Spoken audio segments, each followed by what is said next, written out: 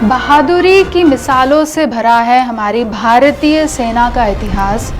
जब एक भारतीय नागरिक भारतीय सेना में भर्ती होता है तो वो जाति, धर्म, क्षेत्र, संप्रदाय से ऊपर उठकर सिर्फ और सिर्फ एक सैनिक कहलाता है। और इस सैनिक पर हमारे देश को बहुत ही गर्व है। 7 दिसंबर 1949 से एक परंपरा अभी भी जारी है और इस परंपरा के बारे में जानना हर भारतीय का फ़र्ज़ है। हमारे साथ में हैं सेवानिवृत्त अमृतलाल मकवाना। सर, आपका बहुत बहुत स्वागत करती हूँ TNN न्यूज़ में। धन्यवाद मैडम जी सर, सबसे पहले मैं आपसे जानना चाहूँगी कि कितना ज़रूरी हो जाता है एक भारतीय नागरिक को अपने भारतीय सेना के बारे में जानना। जी, स्वतंत्र भारत के अंदर प्रत्येक नागरिक को ये ज़रूरी है कि आज जो हम यहाँ पर भारतवर्ष के अंदर किसी भी प्रकार का कोई भी त्यौहार, राष्ट्रीय त्यौहार हो या हमारा धर्म के अनुसार त्यौहार हो, ये इसलिए हम मना रहे हैं कि हमारी भारतीय जो सेना है, आर्मी, नेवी, एयरफोर्स, वो तीनों सीमाओं को सुरक्षा करते हुए दिन रात अपनी जान की बाजी लगा करके देश की आन बान और शान को बनाए रखने के लिए हमारी सेनाएं बिल्कुल तत्पर रहती है। जरूरत पड़ने पर अपनी जान देने में भी, सर्वोच्च बलिदान करने में भी पीछे नहीं हटते हैं।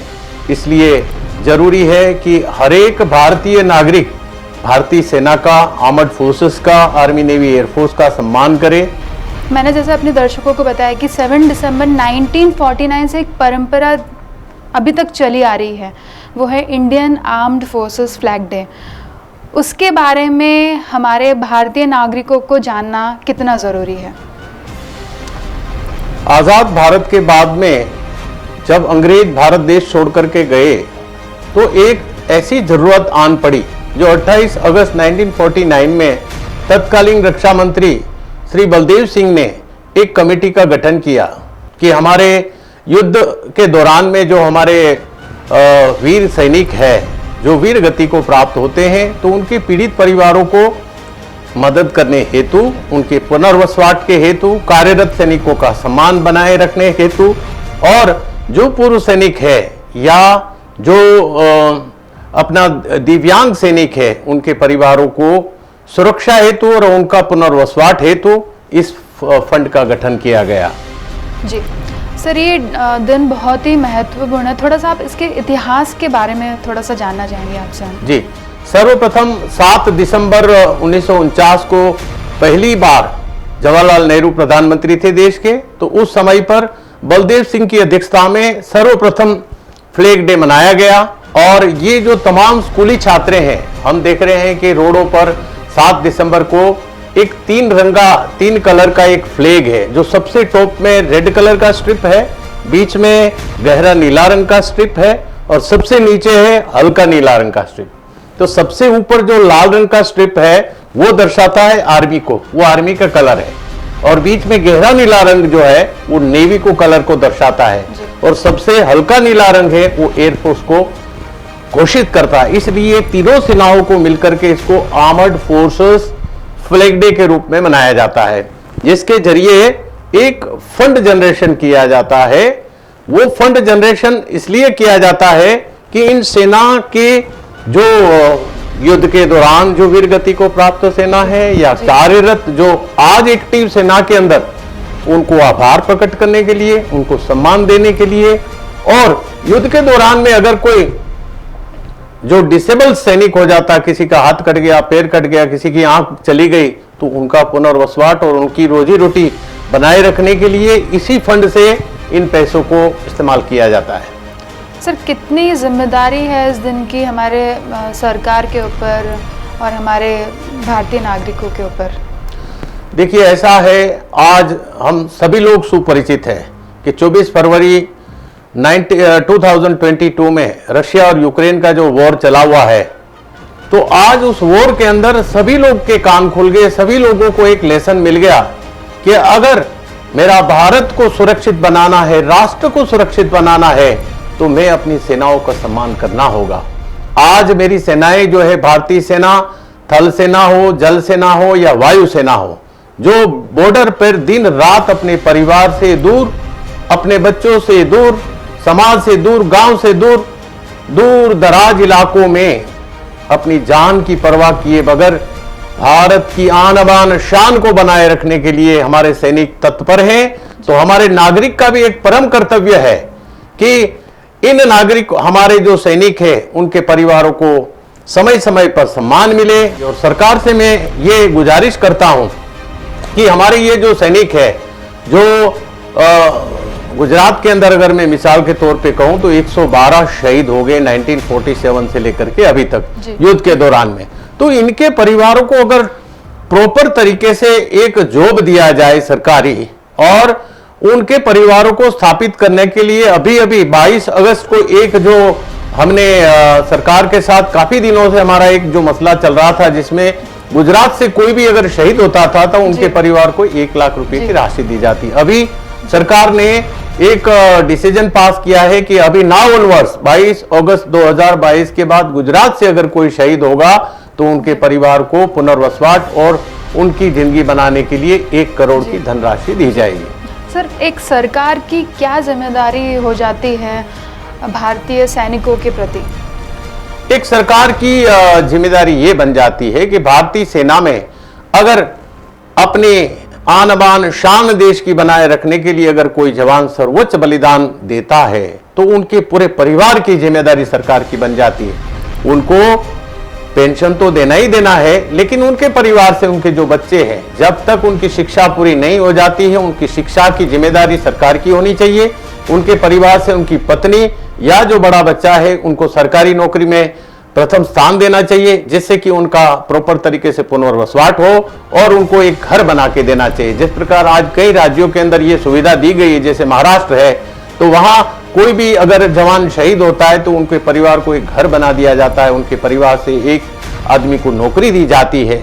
तो यहाँ भी गुजरात सरकार ने भी एक बहुत अच्छी पहल करी है कि अभी 1 लाख से 1 करोड़ की धनराशि तो करी है, इसके साथ साथ हमने रिक्वेस्ट करी है कि उनके परिवार से एक किसी भी व्यक्ति को नौकरी पे लगाया जाए और उनके परिवार के जो बच्चे हैं जब तक 25 साल के नहीं हो जाते हैं तब तक उनकी शिक्षा का पूरा जो भार है वो गुजरात सरकार उठाएगी। इस तरीके से उन्होंने हमें वचन दिया है। जी सर, सरकार तो अपने हिसाब से बहुत सारा काम कर ही रही है, पर आप थोड़ा और बताइए कि आपकी तरफ से और कौन कौन सी चीज़ें ऐसी और करनी चाहिए सरकार को जो अभी तक नहीं हुई है? जी, मेरी तरफ से तो गुजरात सरकार को या केंद्र सरकार को एक मैसेज है कि हमारे देश के अंदर आज गुजरात को अगर कहा जाए तो गुजरात एक औद्योगिक हब है।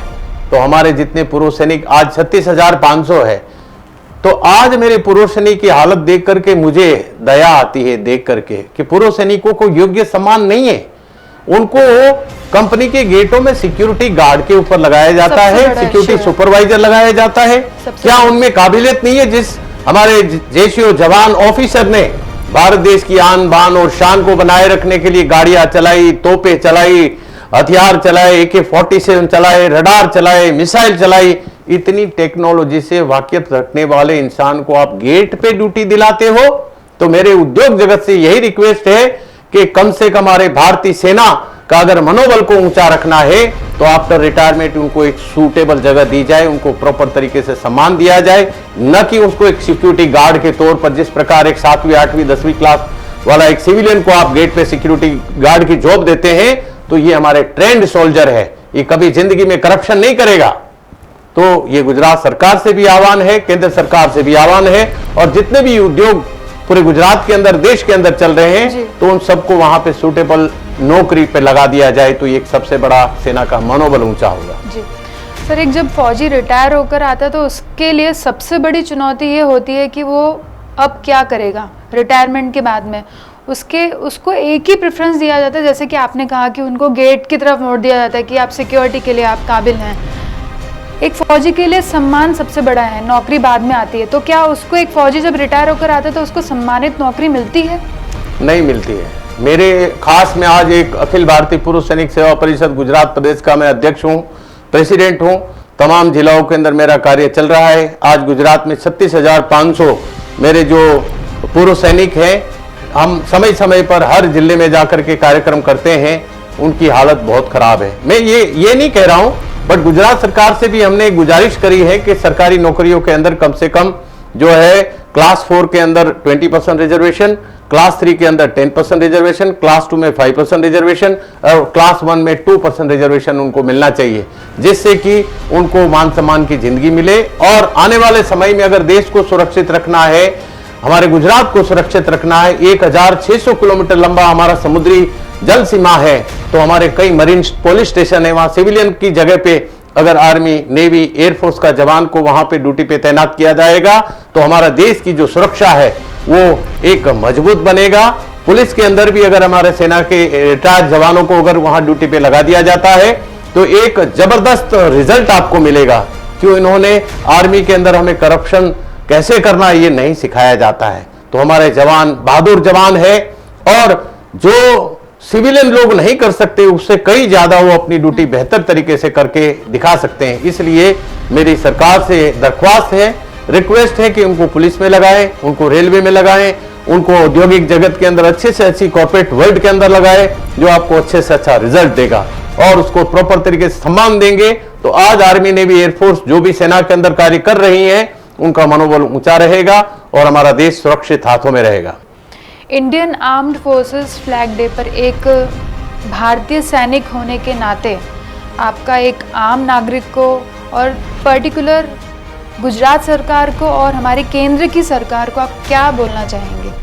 जी, सर्वप्रथम गुजरात के बड़ौदा वासी और गुजरात के तमाम डिस्ट्रिक्ट के लोगों से मैं अनुरोध करता हूं, 7 दिसंबर ये आर्मर्ड फोर्सेस फ्लैग डे है, जिनके अंदर ये एक धनराशि एकत्रित की जाती है और वो धनराशि जो है मैंने अभी मेरे वक्तव्य में बताया कि ये हमारे युद्ध के दौरान जो शहीद हुए हैं उन परिवार, पीड़ित परिवारों को इन धनराशि को इस्तेमाल किया जाता है।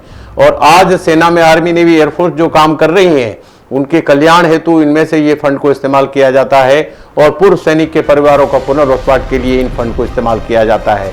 तो आप सभी लोगों से मेरी हाथ जोड़ करके एक गुजारिश है, नम्र विनंती है कि सभी ज्यादा से ज्यादा फ्लैग डे के दिन इसमें धनराशि जो है जमा करें। अगर आप उस प्रकार से नहीं कर सकते हैं तो इनका आप वेबसाइट में जाइए, आर्मर्ड फोर्सेस डे की जो वेबसाइट है उसमें पूरा ऑप्शंस आएगा, उसके द्वारा भी आप उसमें अपनी धनराशि को जमा कर सकते हैं, जिससे हमारा देश जिस प्रकार से और जितना उनको सम्मान मिलना चाहिए ज्यादा से ज्यादा सम्मान मिले और आर्मी, नेवी, एयरफोर्स का हम आभारी रहें।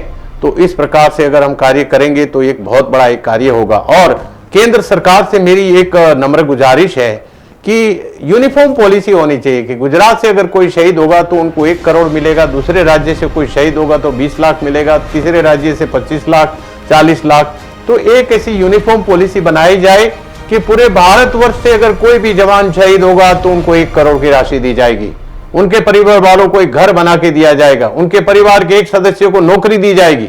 अगर ऐसा जो है नियम में लाया जाएगा और ऐसा एक यूनिफॉर्म पॉलिसी बनाई जाएगी तो हमारे भारतीय सेना का, आर्मी, नेवी, एयरफोर्स का, तमाम का जो मनोबल है बहुत ही ऊंचा जाएगा। और उनके लिए जो रिटायर होकर के जो हमारे सैनिक आते हैं उनके परिवारों को पुनर्वसवाट करने के लिए उनको एक अच्छी से अच्छी नौकरी दी जाए, सुयोग्य नौकरी दी जाए, सम्माननीय नौकरी दी जाए, जिसके कारण वो बाकी की जिंदगी अपनी आराम से देश सेवा में व्यतीत करें। आपका बहुत बहुत धन्यवाद। Thank you so much madam. TNN का मैं आभारी हूँ कि मुझे यहाँ पे बुलाया गया और आर्मर्ड फोर्सेस डे के ऊपर और हमारे सैनिकों की व्यथा के बारे में जो भी बातें बताई है, मुझे पूरी उम्मीद है ये भारत सरकार एंड गुजरात सरकार तक पहुँचेगी। थैंक यू, धन्यवाद, बहुत बहुत आभारी हूँ। नागालैंड में कोहिमा युद्ध स्मारक में एक सैनिक का संदेश अंकित है, जिसमें लिखा गया है कि आप जब घर वापस जाएं तो उन्हें बताएं कि आपके कल के लिए हमने अपना आज कुर्बान कर दिया। ऐसे वीर शहीदों को, हमारे वीर सैनिकों को, वीर नारियों को शत शत नमन। जय हिंद।